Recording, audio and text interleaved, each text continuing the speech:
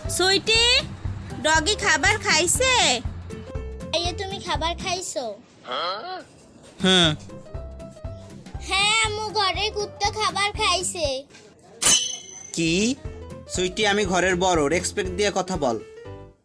আম্মু, ঘরে বড় কুত্তা খাবার খাইছে। দাঁড়া, আমি মাকে বলতেছি প্লেট কে ভাঙছে।